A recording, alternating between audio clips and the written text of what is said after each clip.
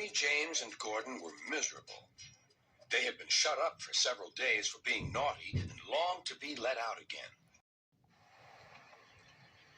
At last, Sir Topham had arrived.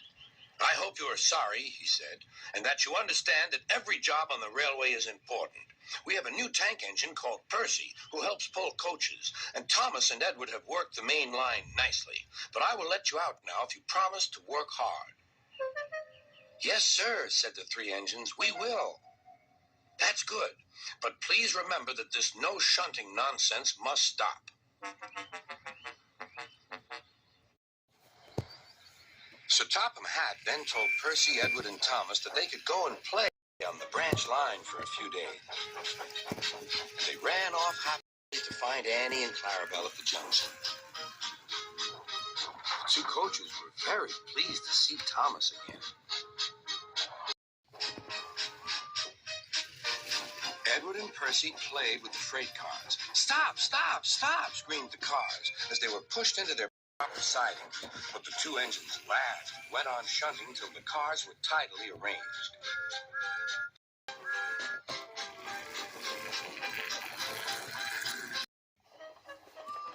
Next, Edward took some empty cars to the quarry. Percy was left alone. He didn't mind that a bit.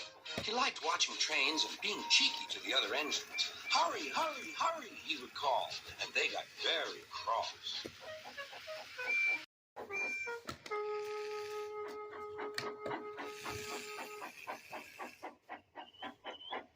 After a great deal of shunting, Percy was waiting for the signalman to set the switch so he could get back to the yard.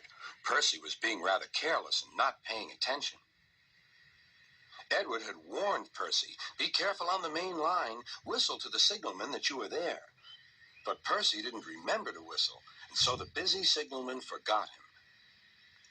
Percy waited and waited. The switch was still against him, so he couldn't move. Then he looked along the main line. "Beep, beep!" he whistled in horror, for rushing straight toward him was Gordon with the express. "Oh!" groaned Gordon. "Get out of my way!"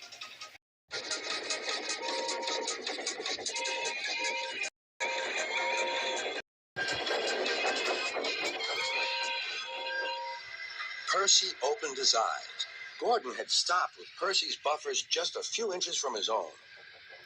But Percy had begun to move. "I won't stay here. I'll run away," he puffed. He went straight through Edward's station and was so frightened that he ran right up Gordon's hill without stopping.